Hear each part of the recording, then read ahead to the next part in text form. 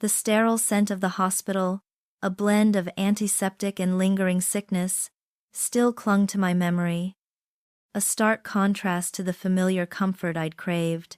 3 weeks of enforced rest, stitches healing, bones mending. All I'd wanted was to be home, safe in the embrace of my quiet suburban sanctuary. But the moment the taxi pulled up, an unsettling quiet hung in the air, a stillness that felt less like peace and more like a held breath. My house, once a fortress of shared dreams, now felt like a stage meticulously set for a cruel, unfolding play. I pushed open the front door, the silence stretching taut, ready to snap.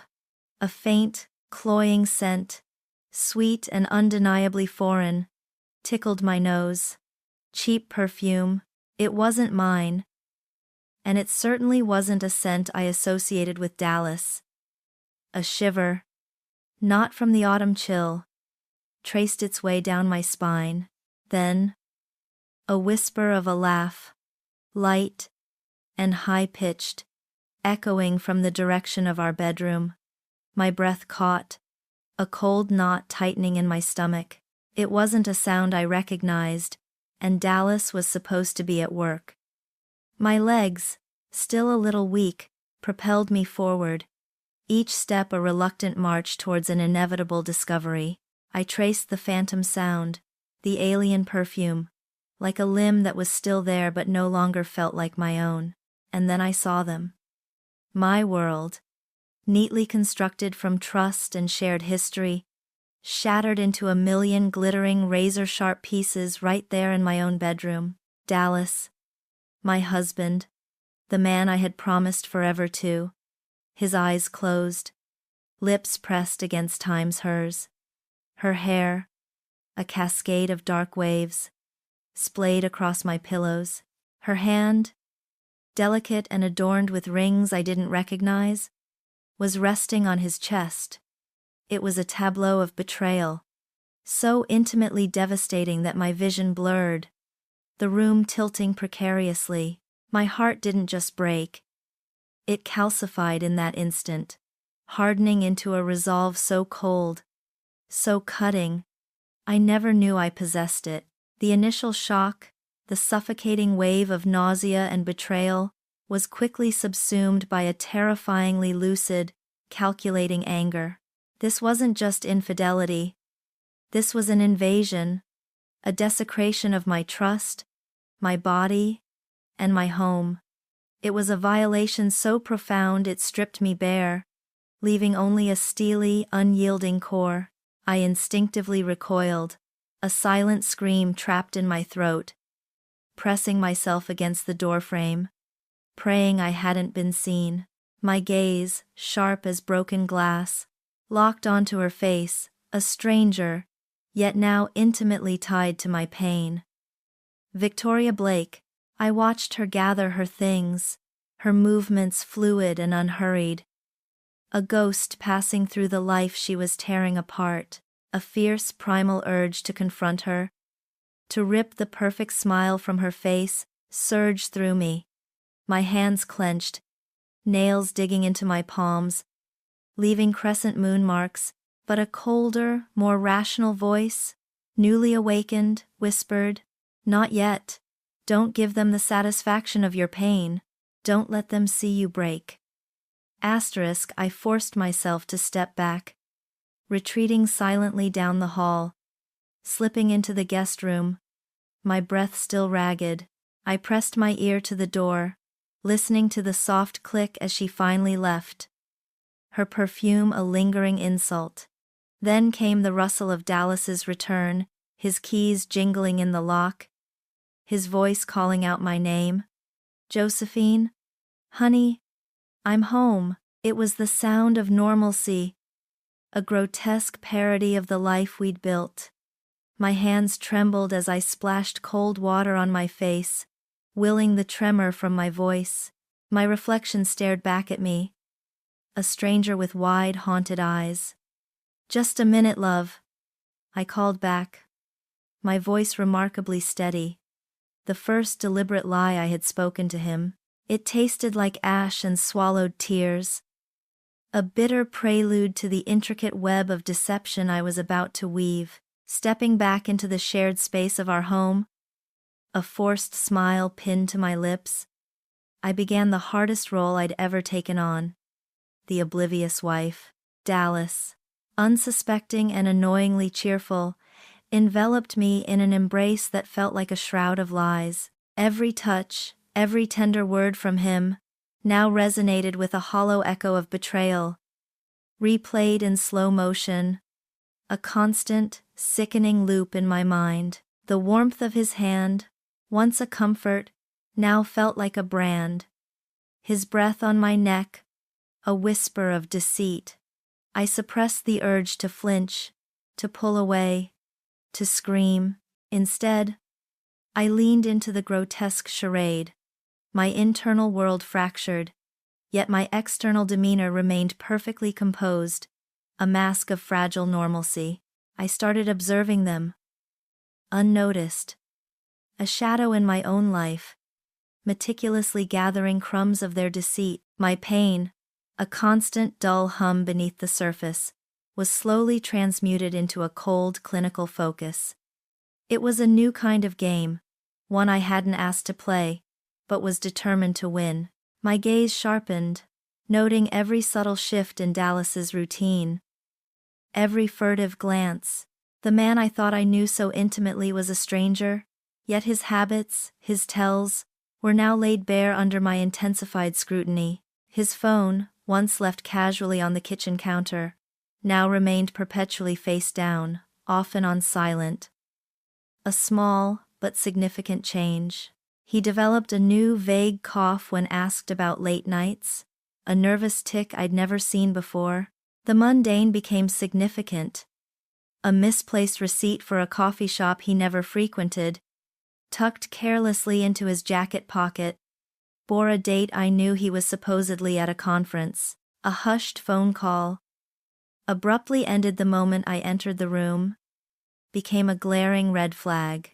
His late returns, once explained away with plausible work emergencies, now carried an undertone of casual indifference, sometimes accompanied by the faint, cloying scent of that cheap perfume clinging to his shirt like a second skin.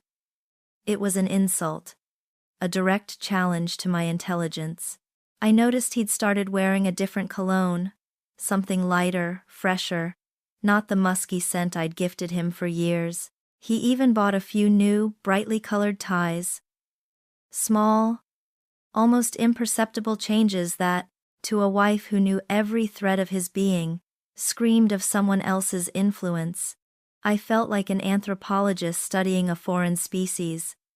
My own husband and his mistress, trying to decipher their cryptic signals, their mating rituals of betrayal. I didn't know the full scope of Victoria's involvement yet, but Dallas's newly cultivated impatience, his distracted air during our conversations, the way he'd sometimes check his phone with a subtle, almost imperceptible tremor in his hand, all pointed to her constant presence in his thoughts. There was a particular phrase he started using. "It is what it is," uttered with a dismissive shrug, that I would later realize was one of Victoria's favorites, a telltale sign of her subtle colonization of his mind. The silence I maintained was my shield, my weapon. It allowed me to see clearly through their charade, to sift through the layers of deceit without alerting them to my awakening. Confronting him then, in a blaze of anger and tears, would have been a catastrophic mistake. Granting them the upper hand, the satisfaction of my brokenness. My composure, therefore, was not a sign of weakness, but of a terrifyingly cold strength. I channeled the suffocating betrayal into a focused, almost clinical resolve. Each lie I spoke, each moment I pretended ignorance, was a brick in the foundation of my meticulously planned retaliation. The pain, though a constant hum, was no longer paralyzing. It was fueling my silent, unwavering purpose.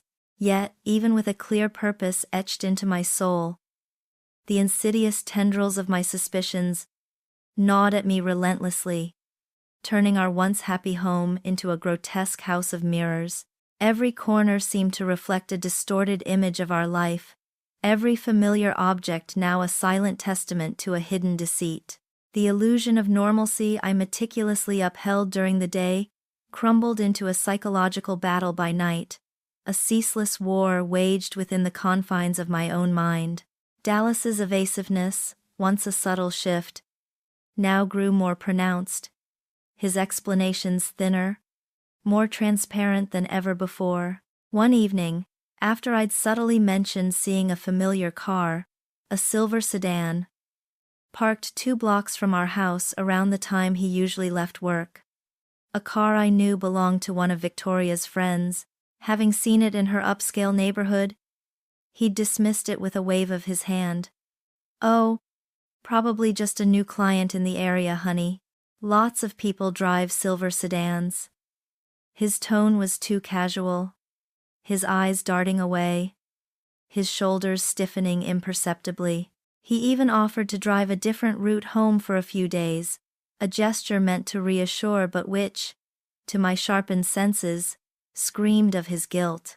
His words, once comforting, now felt like flimsy veils, easily pierced by my unwavering gaze. I started questioning everything, every memory, every shared dream. Were they all lies, meticulously constructed to trap me in a fantasy while he built another life? The early days of our marriage, the promises whispered under starry skies, the plans for children and a future filled with laughter, had they all been hollow echoes of a devotion he never truly felt? The emotional toll was immense, a crushing weight that threatened to suffocate me at times. There were moments, late at night, staring at the ceiling, when the urge to simply pack a bag and disappear, to erase him from my life and start anew, was almost unbearable. To leave the house, the memories, the betrayal, behind, but the thought of allowing him and Victoria to simply walk away, to live out their stolen future with my money, my happiness, my trust, festered into a cold, hard knot in my gut. That wasn't just freedom, it was surrender. It was letting them win. And Josephine Griffin, the woman who had just stared betrayal in the face and not flinched, was not about to surrender. Instead, I channeled the immense emotional drain into a focused, almost clinical investigation. My mind, sharp and analytical, became a weapon. I found myself replaying past conversations, dissecting every word, every gesture, searching for the exact moment I missed the signs. Was it that vacation in Santorini when he was unusually distant? Or the way he started working late more frequently, always with a plausible but slightly too perfect excuse? Every innocent interaction now felt tainted, every shared smile a grimace of deceit. This internal struggle, the constant battle between the devastated wife and the emerging strategist, was agonizing. My true feelings, a tempest of rage and hurt, had to remain hidden, carefully tucked away beneath a veneer of calm. While my mind raced with plans, contingency measures, and hypothetical confrontations, my face had to betray nothing. The risk of exposing my hand too early, of letting Dallas know I was on to him, was too great. I knew instinctively that he would double down on his lies, perhaps even turn vengeful. Confrontation, without undeniable proof, was simply a cathartic scream that would give him the advantage. No, I needed to gather everything, to build an unassailable fortress of evidence before I struck. The seeds of doubt weren't just about Dallas's fidelity, they were about my own judgment, my own reality. Had I been so naive, so trusting, so blind? These questions gnawed at my self-worth, threatened to unravel the very fabric of who I thought I was. Yet, paradoxically, this internal wrestling match, this brutal self-assessment, fortified my decision to uncover the full truth. No matter how ugly, this wasn't just about revenge anymore. It was about reclaiming my narrative, about affirming my own intelligence and agency. I would not be the victim left weeping in the wreckage. I would be the architect of their downfall, meticulously charting every step, ensuring justice was not merely served, but exquisitely tailored. The resolve that had hardened within me was not merely a passive acceptance of my new reality. It was a potent, driving force, demanding action. To meticulously chart a downfall, one needed a map. And my map began with Dallas's computer, a flickering digital window into his carefully guarded secret life. Late that night, long after his breathing had settled into the deep rhythm of sleep beside me, I slipped out of bed. The house was utterly silent, save for the frantic pounding of my own heart against my ribs. Each creak of the floorboards, each shadow cast by the moonlight, seemed to amplify the illicit nature of my task. I navigated the darkened hallway to his study, my fingers brushing over the cool metal of his laptop, my hands, though trembling slightly with a mixture of fear and adrenaline, were steady as I entered his password. A code I knew intimately, yet now felt like a key to a stranger's vault. I meticulously searched, diving into the labyrinth of his browsing history, his archived emails, his financial files. The screen glowed, a cold beacon in the dark room, illuminating the ugly truth. My breath hitched as the words, divorce and real estate, jumped out at me. Not in casual conversation, but in legal consultations, property valuations for our home, and inquiries about marital assets.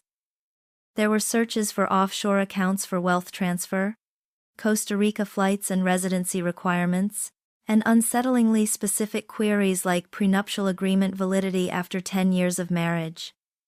This wasn't just a clandestine fling, a moment of weakness he might regret. This was a calculated plan to dismantle our life, my future, and abscond with stolen funds. The sheer audacity, the cold-blooded premeditation of it all, was a punch to the gut. He wasn't just betraying my heart. He was actively orchestrating my financial ruin, planning to leave me with nothing while he built a lavish new life with her. The discovery didn't just fuel my anger, it ignited it into a roaring inferno, hardening my resolve from simple revenge to strategic, unyielding retaliation.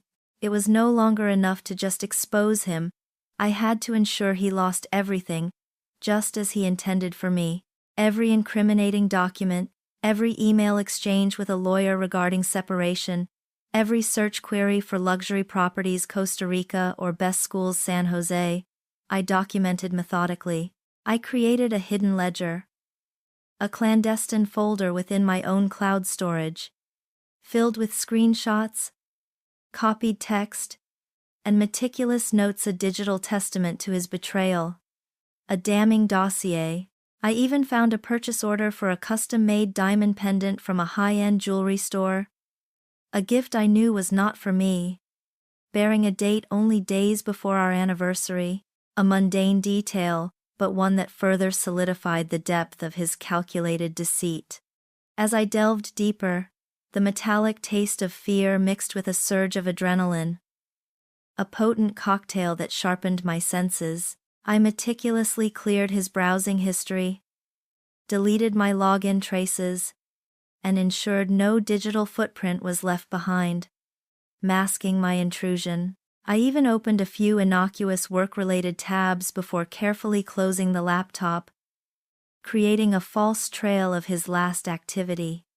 This clue, this chilling insight into the depths of his deception, was the first brick in the foundation of my meticulously planned downfall for him.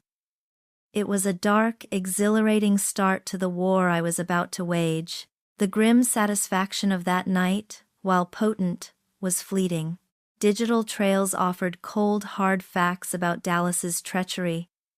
But Victoria Blake remained largely a shadow, A name attached to a stolen kiss and a diamond pendant, a phantom of deceit whose true nature I still couldn't grasp. I needed to know more about times her, the woman orchestrating this second life with my husband, and my thoughts quickly turned to the person most likely to have innocuous, yet invaluable, insights into Dallas's professional orbit. Melissa, his longtime secretary. Melissa had always been cheerful, efficient, and fiercely loyal to Dallas, in a purely professional sense. I knew she'd never betray him knowingly. This made her the perfect, unwitting informant. A carefully worded text message, ostensibly a check-in after my accident and a friendly catch-up, led to a polite coffee invitation. She was delighted to hear I was recovering, genuinely so, which only made the charade feel heavier. We met at a quiet cafe, far from Dallas's office. The clinking of porcelain and the murmur of conversation providing a soothing backdrop to my carefully orchestrated interrogation. I started innocuously, asking about the office, about how things had been without Dallas there during my recovery, about the general state of the market. Then, with a casual sip of my latte, I leaned in slightly. Dallas seems to have a lot on his plate lately, I began, my voice light. He mentioned a new client. Quite a demanding one, I gather. Victoria Blake? I think he said. I watched her face carefully, a flicker of recognition, a slight tightening around her eyes. Confirmed I had hit a nerve. Or at least a point of interest. Oh, Victoria. Melissa's initial expression was a mixture of professional politeness and something akin to veiled intrigue. Yes. She's certainly memorable, very charming, very ambitious. She came in a few months ago, a referral from Mr. Harrison, I believe. Quickly became one of Dallas's most frequent appointments, always impeccably dressed. Always with a bright smile. Almost too bright sometimes, if you ask me. She paused, then added, "She certainly knows how to get what she wants, very persuasive." Melissa, though completely unaware of my true motives, painted a detailed picture of Victoria, a woman of exquisite taste who preferred high-end coffee to the office brew, always bringing Dallas expensive pastries, which he'd sometimes leave on his desk for Melissa to discreetly dispose of. She'd often pop in unannounced, saying she was just passing by. Even if Dallas was already with another client, Melissa recounted. A hint of professional exasperation in her tone. Always found a way to make her presence known. Sometimes, I felt like she practically lived in his office. And she certainly knew how to work a room. She was quite familiar with some of our other high-net-worth clients too, actually. Always seemed to be on the phone with someone important. Melissa's observations about Victoria being a little too familiar with Dallas, often lingering after meetings, or the way she'd sometimes adjust Dallas's tie if he'd just returned from a meeting with her, provided chilling confirmation of the intimacy I suspected. She even mentioned Victoria often used a particular dismissive phrase, "It is what it is," which instantly resonated with Dallas's recent adoption of the same line. A subtle colonization of his language.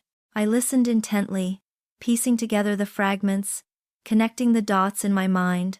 Her casual remarks, delivered with an innocent lack of suspicion, were gold, providing the first concrete lead beyond Dallas's cold digital breadcrumbs. This wasn't just a random affair. This woman was embedded in Dallas's professional life, subtly manipulating him under the guise of a client. Melissa's comments about Victoria's persuasiveness and familiarity with other wealthy clients sparked a chilling realization. Victoria's reach might extend far beyond Dallas. It was a delicate dance, extracting information without revealing my hand, a skill I was rapidly developing. I feigned mild concern about Dallas's workload, expressing admiration for Melissa's patience, careful to keep my tone neutral, almost commiserating. Melissa had no reason to report my inquiries.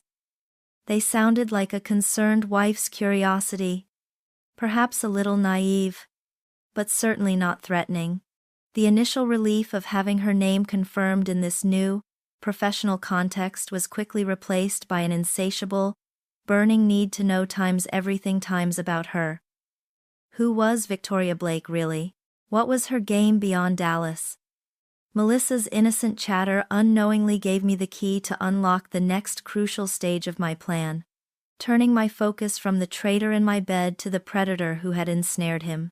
The key Melissa provided wasn't just a name. It was a lens through which I began to see Victoria Blake, not merely as Dallas's mistress, but as a far more complex and dangerous entity. My focus, previously split between the twin betrayals, now narrowed, sharpened and fixed entirely on her, the true architect of my pain. The puppeteer pulling Dallas's strings. The game had evolved. And so had my role within it. I was no longer just the deceived wife. I was becoming a hunter. I decided to become a ghost in her wake. My quiet suburban minivan, usually blending into the school pickup line, became an instrument of surveillance. I changed my hair, often wearing a different wig, donned oversized sunglasses and wide-brimmed hats, and developed a repertoire of just waiting for a friend or on a business call postures in various upscale parking lots and cafe patios. I parked several blocks away, walked for stretches, sometimes even used public transport for a few stops to throw off any potential tail. Victoria, for all her cunning, seemed utterly oblivious, lost in her own bubble of self-importance. Perhaps her past successes had bred an arrogance that blinded her to genuine threats. She simply didn't expect anyone to be as meticulous as she was.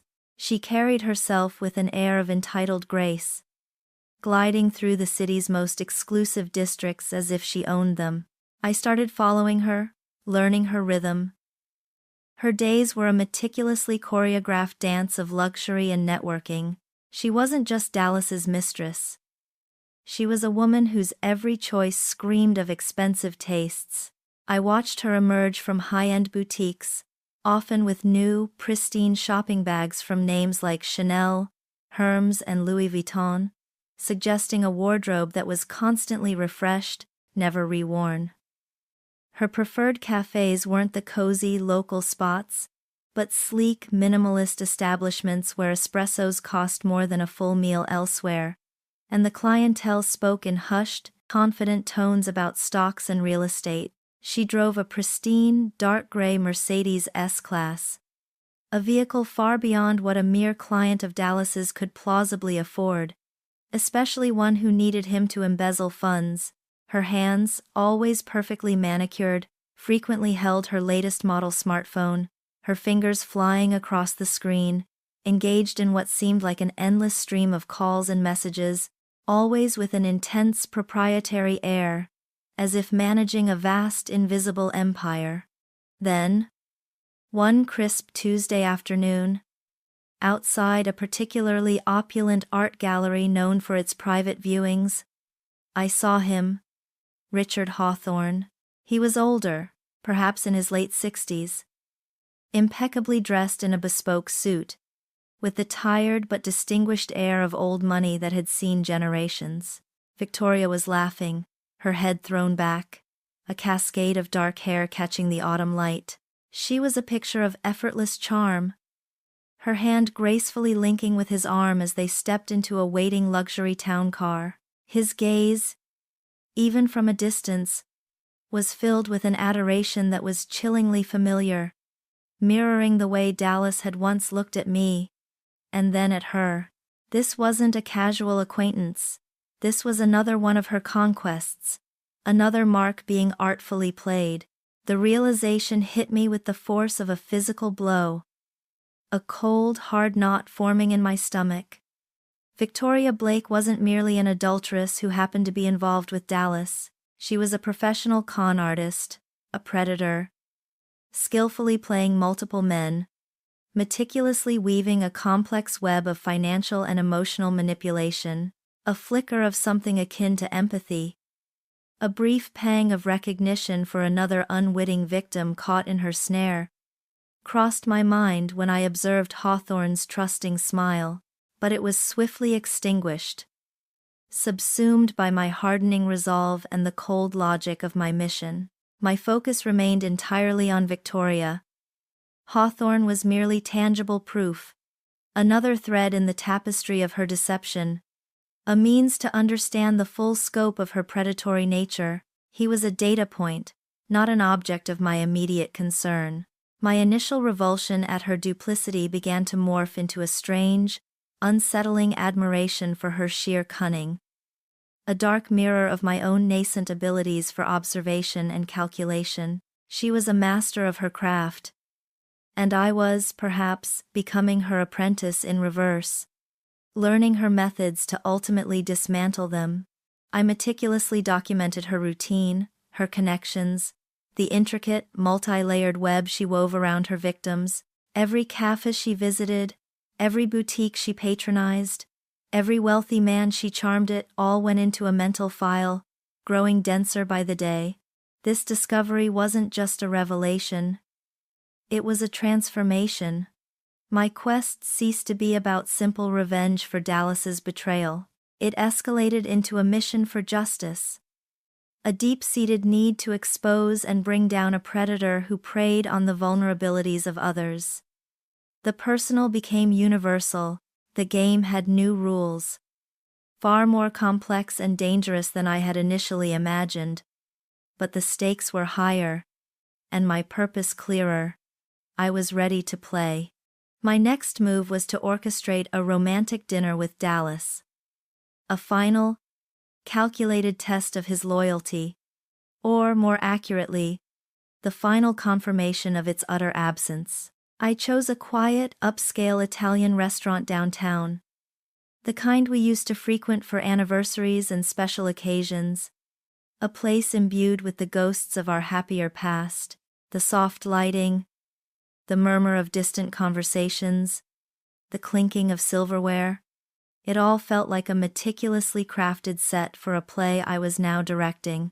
We ordered our usual, a bottle of Chianti, my gnocchi, his steak. The small talk was excruciatingly hollow, a polite exchange about his day at the office, my recovery, the mundane details that once knitted our lives together.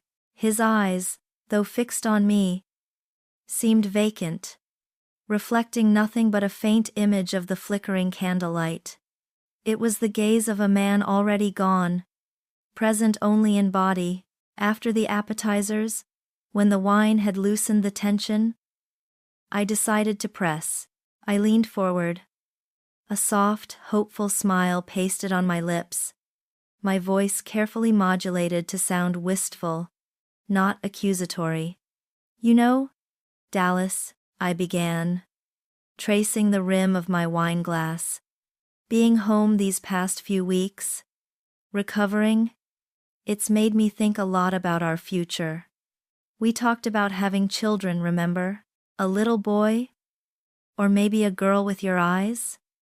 And that bigger house we always dreamed of, with a garden for them to play in? Do you still see that for us?" I watched him, every fiber of my being taut, waiting for his reaction. His fork clattered against his plate, the small sound echoing loudly in the forced quiet between us. His eyes, which had been drifting towards the door, snapped back to mine, a flicker of panic, then annoyance, clouding them. He offered a tight, almost strained smile. "Children, Josephine, and a bigger house? Honey, we've got a great life right now. And with the market being so volatile, expanding right now, it's just not practical.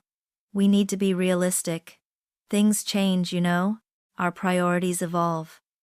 His answers were vague, dismissive, filled with platitudes about practicality and changing priorities, confirming his utter indifference to the dreams we had once shared, the life we had meticulously planned. He avoided my gaze, picking at his steak, a sudden, inexplicable interest in the marbling of the meat. He never once mentioned times our time's dreams, only what was practical or realistic, words that felt like thinly veiled excuses for his disinterest. He even offered a hurried, "I'm just so swamped at work right now. Can we talk about this another time?" A desperate attempt to deflect the conversation. Another piece of evidence for my internal ledger. The man sitting across from me was a stranger, stripped bare of the illusions I had held onto for so long. The Dallas I had married, the one who dreamt of a family and a future with me, was gone, replaced by a hollow shell, animated by lies and a desire for escape. My questions were pointed, designed not to elicit genuine answers, but to expose his true feelings, or lack thereof, about our marriage, his future with me. It was painful, witnessing the complete dissolution of our bond, not through a fiery argument, but through this cold, clinical indifference. Yet, it was also incredibly clarifying, the last shred of doubt, the last glimmer of hope that he might still be redeemable, extinguished itself with his every evasive word, his every dismissive gesture. This cold dinner was the final nail in the coffin of our marriage, solidifying my resolve to proceed without hesitation, without a backward glance. There was no going back, no chance for reconciliation. I left the table that night, not as a heartbroken wife consumed by grief, but as a woman armed with certainty, the architect of a new, inevitable future. My next steps, previously murky with the pain of indecision, were now crystal clear.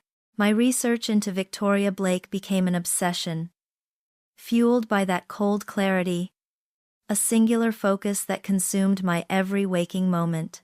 The certainty forged in the crucible of that romantic dinner transformed into an unyielding determination to unearth every secret she held.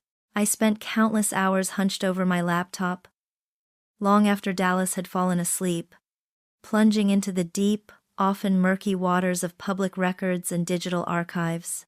I became adept at navigating obscure online databases, cross-referencing names in old news articles, sifting through court documents for civil fraud cases, and even lurking on forums where victims of financial scams shared their harrowing experiences.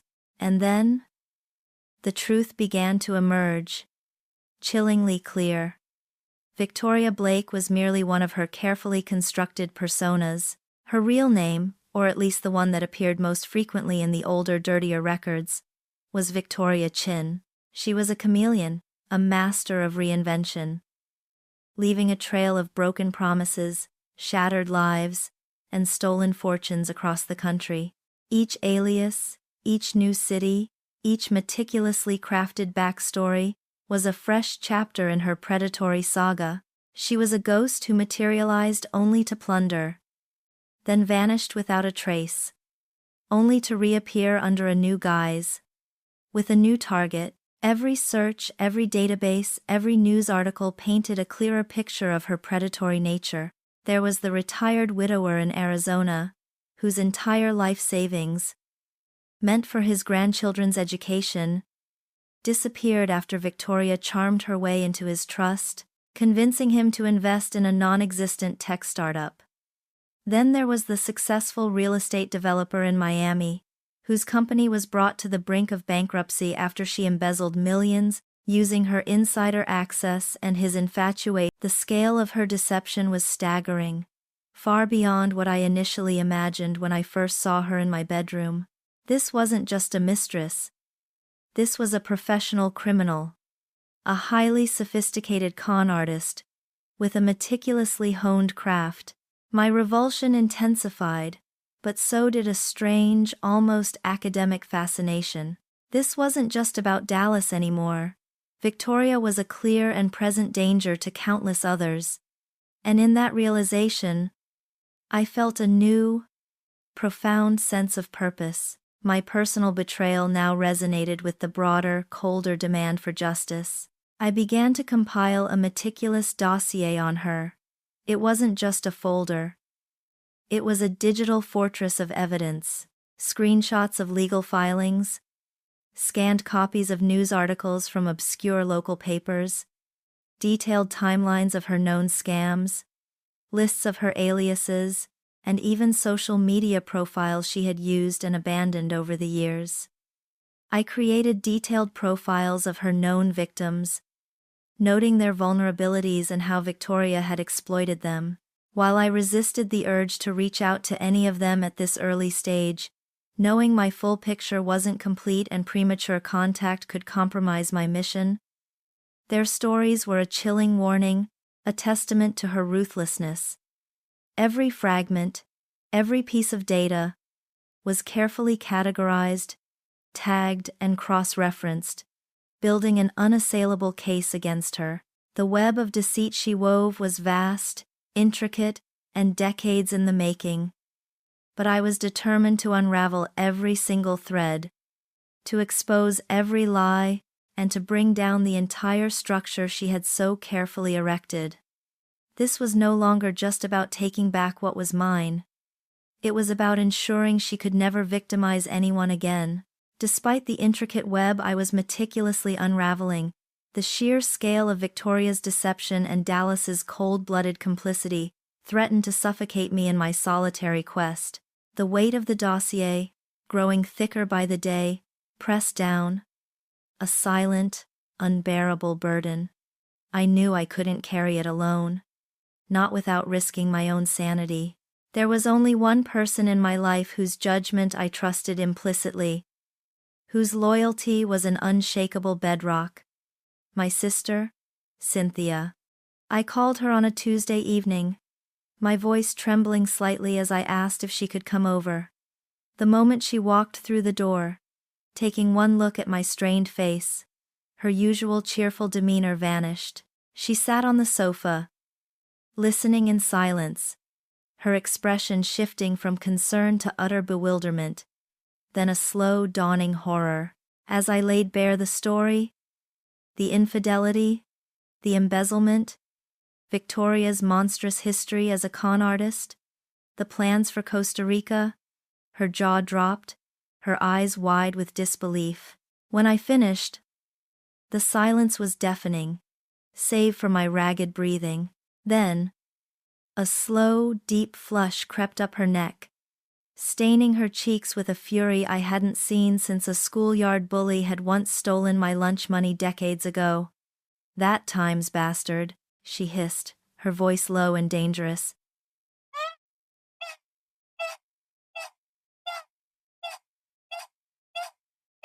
"I'll kill them both." Her initial shock and explosive rage quickly solidified into fierce, unwavering loyalty, a burning desire for justice that mirrored my own. There was no judgment, only a primal, protective instinct. Cynthia, with her sharp, pragmatic mind and uncanny ability to cut through emotional noise, instantly transformed from outraged sister into my invaluable ally, my co-conspirator. Where I sometimes got bogged down in the painful details, she saw only the strategic moves. "Okay," she stated, grabbing a notepad and pen, her energy already focused. "Let's break this down. We have evidence of his financial fraud, his intent to flee, and her history. What's the endgame? Jail for Dallas, absolute ruin for Victoria, and you walk away with every penny he tried to steal." We spent countless hours huddled together, late into the night, planning, strategizing, meticulously pooling our resources and our shared fury. Cynthia's practical skills were invaluable. She, being far more tech-savvy than I, helped me refine my digital evidence collection, suggesting more secure ways to store data, and showing me how to trace obscured online footprints. She even advised on how to use burner phones and encrypted messaging apps for our communications, anticipating every move Dallas and Victoria might make to cover their tracks. Think like them, she'd often say, tapping her pen against the table. If they were trying to hide something, where would they put it? Her ability to detach emotionally, viewing the situation as a complex puzzle rather than a personal tragedy, was a crucial balance to my own deeply wounded perspective. Her support became the emotional anchor I desperately needed, a lifeline that prevented me from succumbing to despair, from collapsing under the sheer weight of betrayal. There were nights when I would falter, the loneliness of my shattered marriage overwhelming me, but Cynthia would be there, not with platitudes, but with a firm hand on my shoulder and a renewed focus on the mission. "We do this for you, Josephine," she'd remind me. "But we also do it for all the others she's hurt. You're stronger than you think. You're smarter than them both."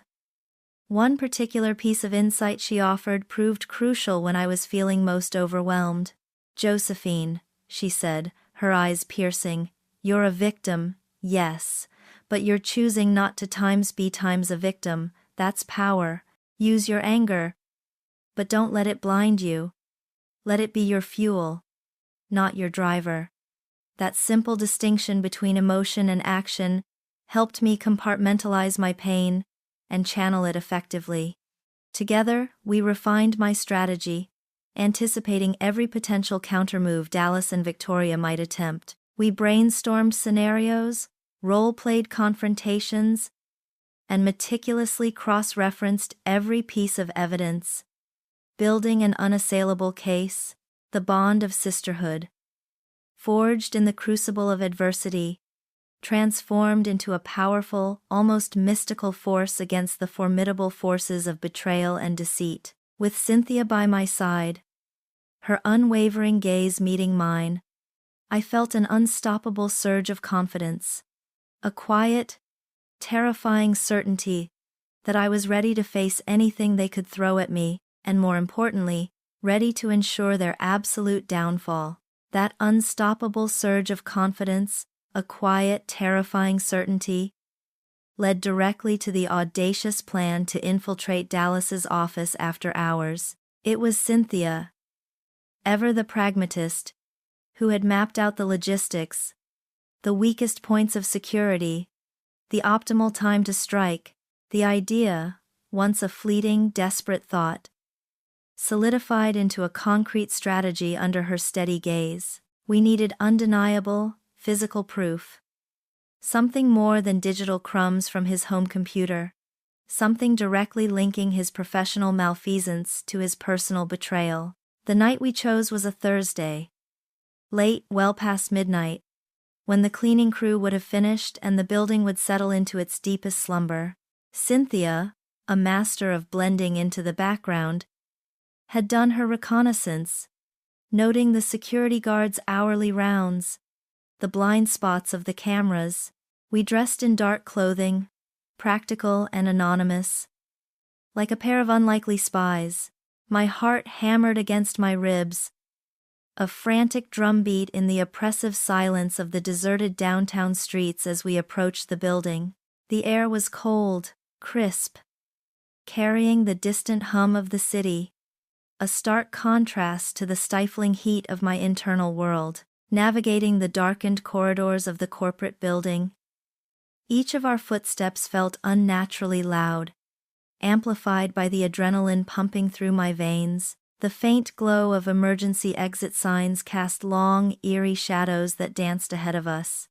Cynthia, with a surprising knack for bypassing simple lock mechanisms, a skill she later vaguely attributed to a phase in her youth, quickly gained us entry to Dallas's floor, then his private office. The sterile, silent space, usually buzzing with the mundane activity of a financial firm, now felt charged with a forbidden energy. The faint smell of Dallas's cologne, mingled with the lingering scent of stale coffee, filled the air, a sickening reminder of his daily charade.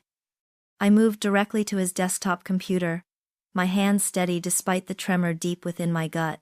Cynthia stood guard, her eyes scanning the hallway, a walkie-talkie connecting her to her car, where she had set up a basic monitor for the external cameras. Entering Dallas's password, a code I knew too well, felt like a perverse intimacy. I dove into his hard drive, bypassing the obvious folders, guided by the intuition honed by weeks of relentless investigation, and then I found it not in a prominently labeled folder, but hidden deep within an obscure subdirectory masquerading as old client reports, protected by a secondary password. A hidden file. My breath hitched. The moment it opened, the extent of his betrayal was laid bare. Splashed across the screen in cold, hard numbers and damning documents. It was a meticulously kept ledger, detailing his embezzlement of client funds. Millions. Not just tens or hundreds of thousands, but millions of dollars systematically siphoned from various investment accounts, disguised as legitimate transactions, then funneled into a series of shell corporations. My blood ran cold. A glacial wave of horror washing over me. This wasn't just for Victoria's lavish whims. It was for their time's escape. The documentation was horrifyingly thorough. Detailed financial transfers to offshore accounts, flight bookings under aliases to San Jose, Costa Rica, and even an inquiry into purchasing property near the coast. A new life, built entirely on ruin, on the shattered trust of his clients and the destruction of my own life. It was all there. Undeniable, irrefutable proof of his criminal intent. He wasn't just a cheat, he was a thief, a criminal mastermind who had meticulously planned to vanish, leaving me and his clients in the dust. My hands, though numbed by the sheer enormity of his deception, were steady. I systematically copied every incriminating document: spreadsheets, emails, bank statements, property deeds, flight itineraries onto a secure, encrypted drive Cynthia had provided. Each click of the mouse, each file transfer, felt like a hammer blow against the house of cards he had so carefully constructed. I mirrored the data, compressed it, and wiped my access trails, leaving no trace of my intrusion. We even created a fake browser history of financial news and stock market reports, making it seem as though Dallas had been working late.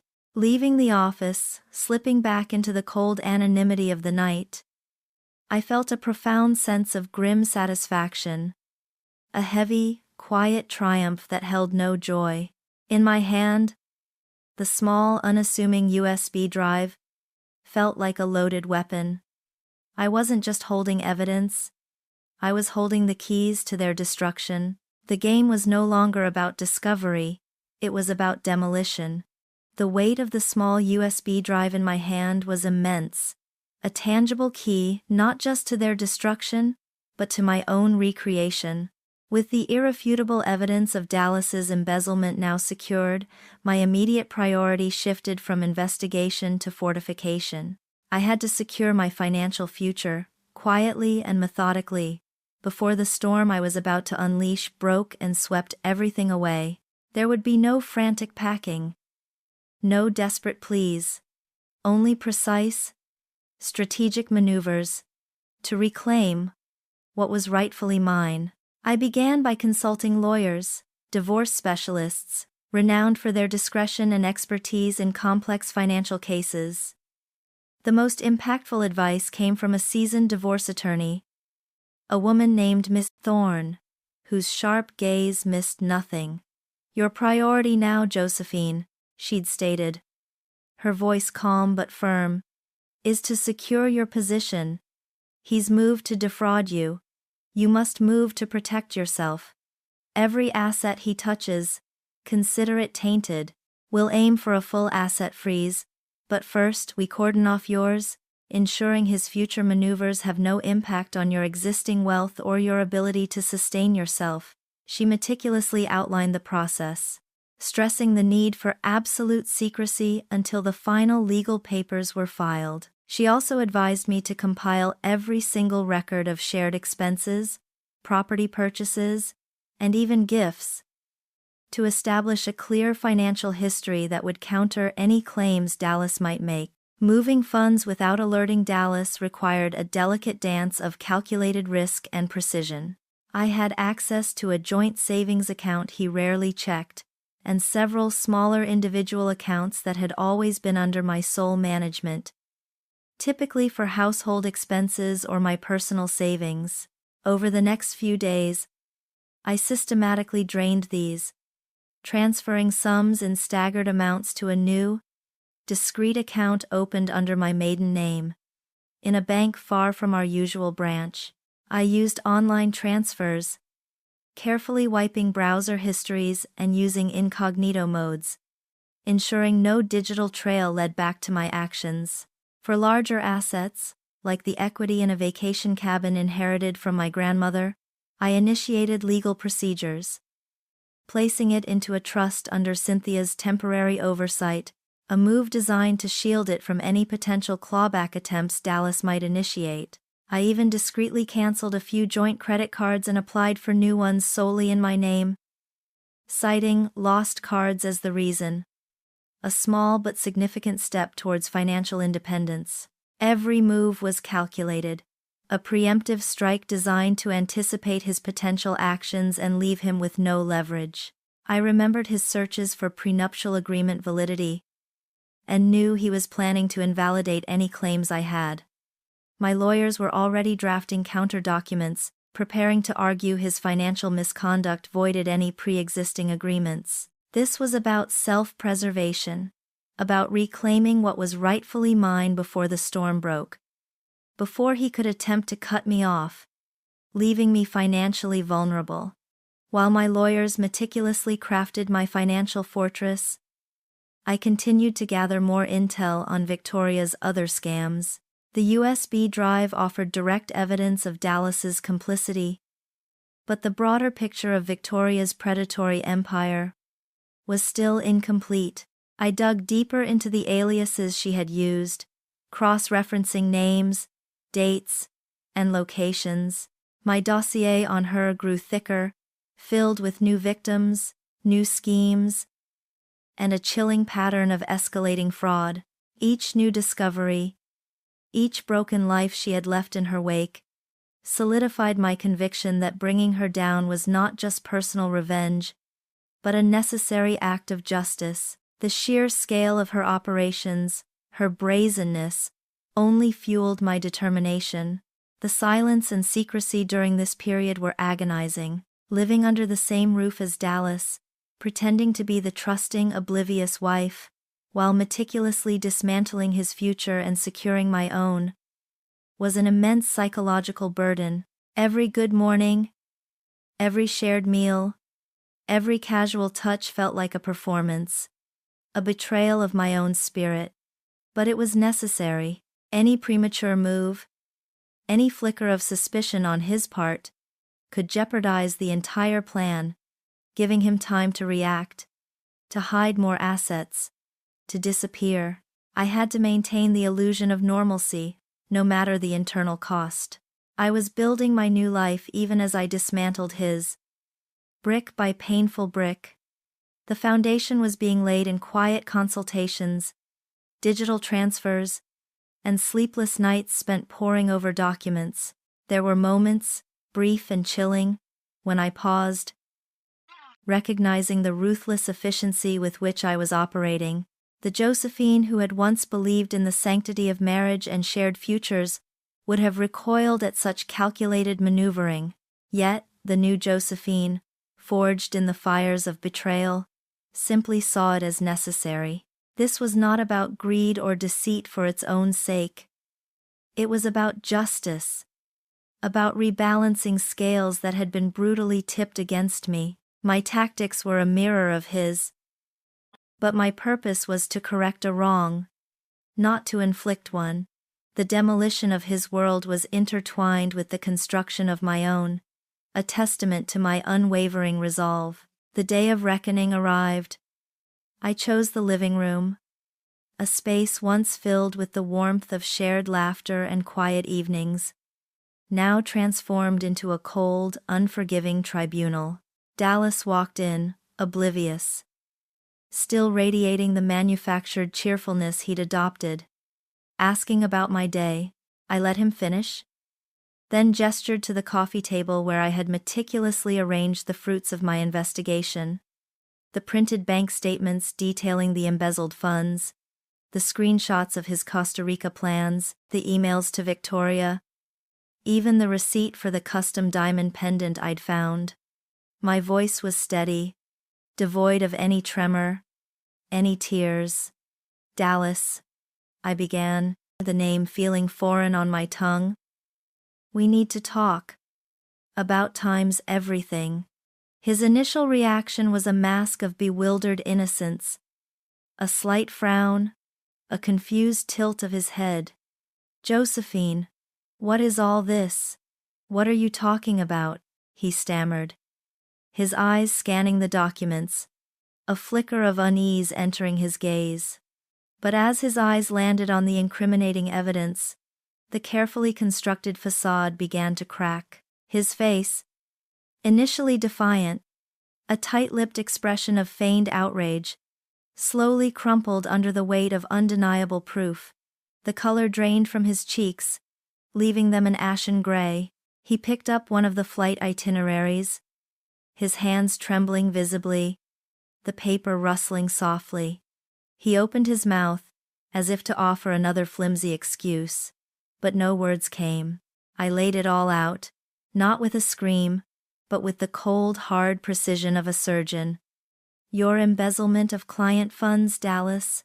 Your affair with Victoria Blake. Right here, in our home. Your meticulous plans to abandon me. To flee to Costa Rica. Leaving me with nothing. Each word was a nail hammered into the coffin of our life together. I watched him.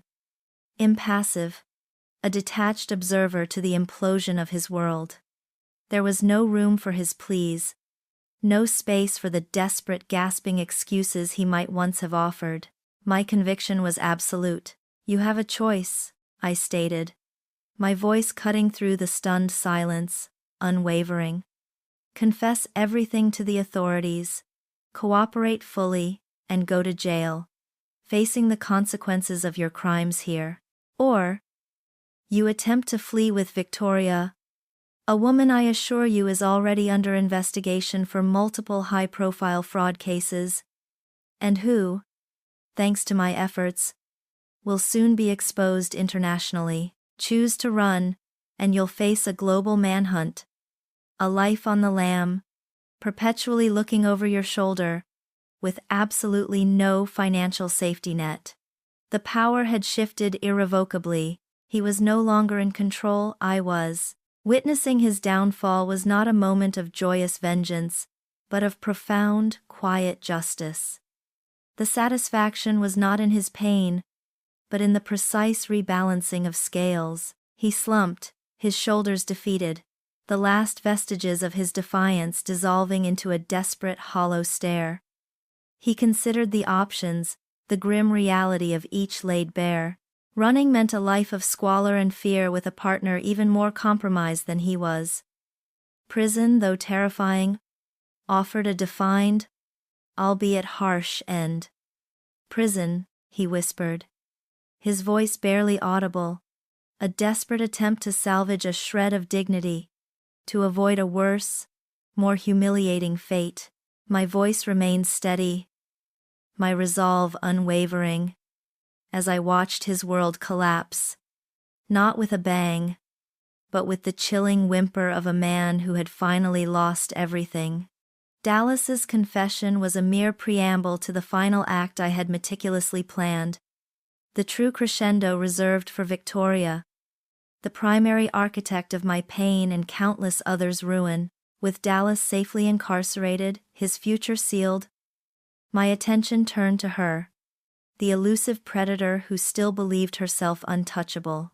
I needed to lure her into my carefully constructed web, appealing to the only impulse I knew she couldn't resist: insatiable greed. The bait was simple, yet perfectly tailored to her arrogance. I sent an encrypted message from a burner phone, using a voice modulator to sound like a frantic, anonymous informant, Claiming to be a disgruntled associate of Dallas's, the message hinted at a times-second, far larger sum of embezzled client money. An offshore account Dallas had secretly maintained, known only through a cryptic code he had supposedly left behind. I offered her a cut, a generous 50%, if she could meet me to decipher the code and help liberate the funds before the police found it. I suggested a secluded, abandoned warehouse on the outskirts of the city, a place far from prying eyes, where she could feel in control. She walked right into it, her arrogance a blinding beacon. Victoria arrived exactly as I anticipated, punctual and radiating a dangerous confidence, dressed in a sleek designer suit that seemed out of place amidst the grime and shadows of the warehouse.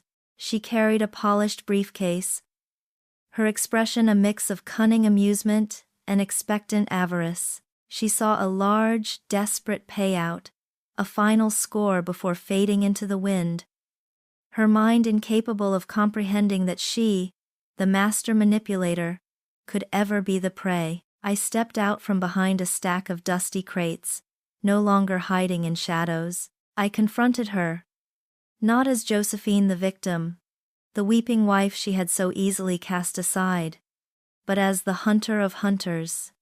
My posture was erect, my gaze unwavering, my voice clear and cold as steel. "Victoria Blake," I said, letting her alias hang in the air like a pronouncement. Or should I say, Victoria Chin? Her initial bravado dissolved into a flicker of alarm, quickly replaced by a desperate, almost pathetic attempt at intimidation. "You think this is over, little housewife?" she scoffed, a sneer twisting her perfectly made-up face. "You don't know who you're dealing with. I have connections, resources you can't even dream of. You'll regret this." But her words rang hollow, laced with an underlying tremor. I systematically revealed the extent of my knowledge, detailing her aliases, the victims she had ruined: the widower in Arizona, the real estate developer in Miami, the art collector, her entire meticulously catalogued operation. As I listed names and dates, her eyes darted frantically around the cavernous space, seeking an escape route, her composure utterly shattered, in a desperate, panicked attempt to prove her worth, to perhaps still cut a deal. She blurted out, "There's more." Dallas kept a separate ledger, hidden behind the loose brick in his old study fireplace, for the really big scores. "Funds no one knows about, I swear." She inadvertently revealed more hidden funds, sealing her own fate with her own words. A subtle, almost imperceptible nod from me towards a discreetly placed camera in the rafters was the signal. Seconds later, a team of plainclothes officers, led by Detective Rodriguez, burst into the warehouse. They moved swiftly, efficiently, their presence an irrefutable end to her reign. Victoria let out a guttural shriek of outrage, her carefully constructed mask dissolving completely, replaced by pure, unadulterated terror as the handcuffs clicked shut around her wrists. "You tricked me, you times bitch!" she screamed, her voice echoing off the concrete walls, a final, pathetic display of her true nature. Watching her being led away, her elegant suit now rumpled, her face streaked with tears and fury, I felt a deep, cleansing sense of triumph. It wasn't a loud, joyous celebration, but a quiet, profound closure. The stolen money, every last penny, would be recovered, restored to its rightful owners. The predator was caged. My transformation was complete. The signatures on the divorce papers felt less like an ending and more like the crisp, liberating first breath of a new dawn. The legal chapter of my life with Dallas, tainted by deceit and betrayal, was officially closed, leaving behind not a void, but fertile ground for a beginning I was determined to cultivate. There was no grand celebration, no wild release, just a profound, quiet sense of peace that settled deep within my bones. A weight finally lifted. The house, once a sanctuary, then a stage for my pain, now felt like an empty shell. A relic of a past life I was ready to shed. I moved through its rooms, not with nostalgia, but with a detached efficiency, packing only what resonated with the woman I had become. The suburban fad, the carefully curated illusion of a perfect life, was left behind with each box sealed and each item donated. As I carried the last suitcase to the waiting car, I paused at the threshold. There was no wrench of sorrow, no lingering regret for the life I was leaving. Instead, I felt a powerful surge of liberation, a clear understanding that this departure was not a retreat, but a bold advance. The silence of the empty house was no longer oppressive. It was a promise. My old identity, the trusting, naive Josephine Griffin, was interred within those walls, ready for a permanent rest. Before the final departure, I spent a long, quiet afternoon with Cynthia. We sat on her porch swing, sipping iced tea, the comfortable silence between us punctuated only by the chirping of crickets. There was no need for extensive conversation. Our shared ordeal, our unspoken understanding, had forged a bond stronger than any words. She simply squeezed my hand, her eyes filled with pride and a fierce, sisterly love. "You did it, Joe," she whispered, her voice thick with emotion. "You're free." It was a moment of profound connection, a silent blessing from the one person who had truly seen me through the darkest parts of my transformation. We promised to visit, knowing our connection transcended distance, a promise that felt real and unwavering. Seattle called to me, a city of new possibilities, a fresh start, far from the shadows of betrayal that had stained my previous existence. The vastness of its evergreen landscapes, the constant murmur of its urban energy, seemed to offer a canvas wide enough for a complete reinvention. The drive across the country was a pilgrimage, each mile a physical shedding of the past, each new vista a visual metaphor for the expanding horizons of my future. I arrived under a soft, persistent drizzle, the city's muted palette of grays and greens, a stark contrast to the bright, deceptive colors of my old life. It felt right. A subtle invitation to quiet introspection and growth, perfectly mirroring my new state of mind. Every step I took in this new city felt lighter, imbued with a quiet purpose. Every breath was a testament to my survival and transformation.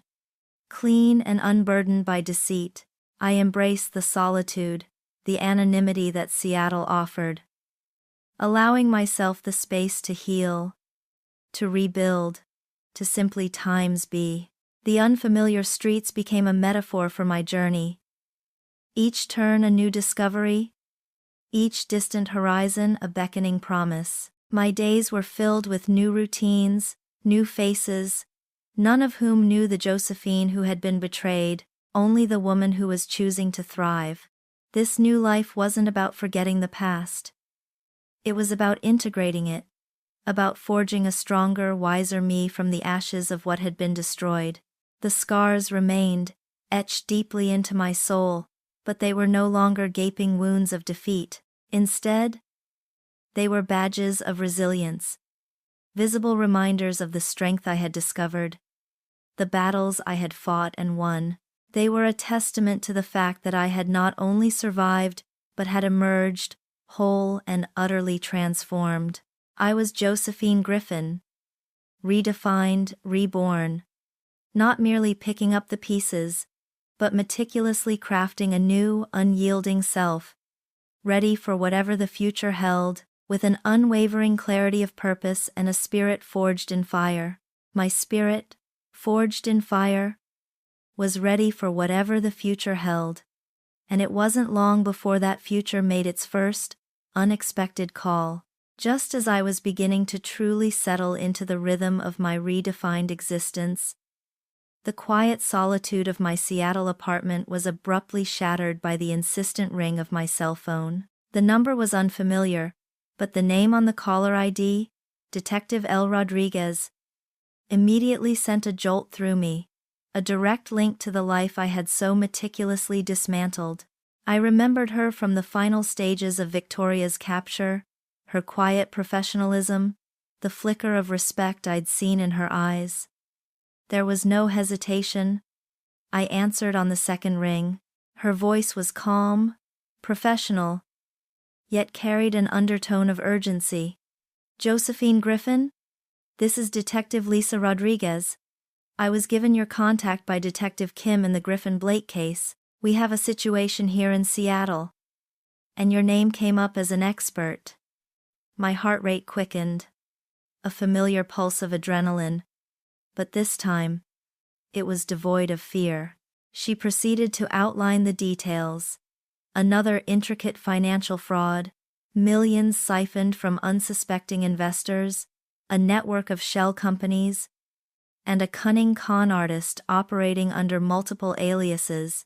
But then came the detail that truly broke the quiet of my new life.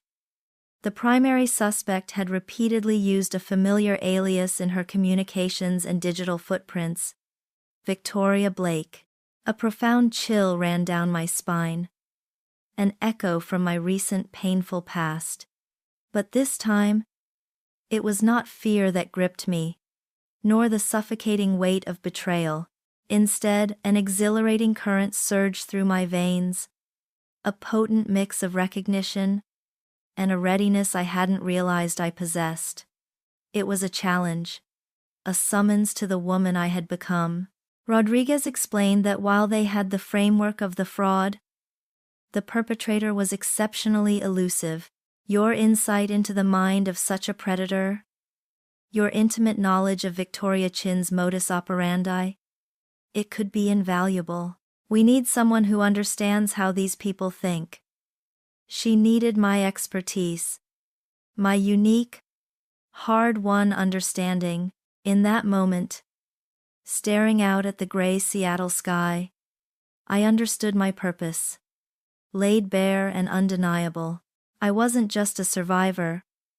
I was now a hunter of hunters, equipped to fight fire with fire, deceit with calculated strategy. My past pain, the very agony that had almost consumed me, was no longer a wound but my greatest strength, my knowledge a finely honed, powerful weapon. The cycle of justice, it seemed, continued. And I, Josephine Griffin, redefined and resolute, was ready to answer the call. My transformation was complete, my purpose clear. To dismantle the insidious webs of deceit, one cunning con artist at a time.